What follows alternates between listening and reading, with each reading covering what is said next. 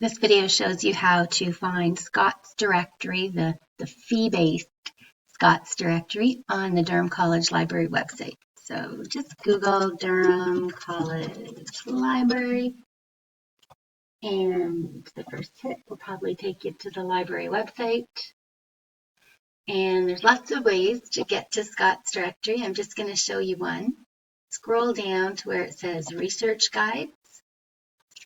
And because we're doing some business research, click Business. And we're looking for information about companies, so click Companies. And then what you're going to do is you want to, again, you can either pick company information or business directories. I'm going to click Business Directories. And Scott's is the first one listed. So click on that. And you'll probably be prompted to log in, to input your banner and network password, and then you'll get to this home page.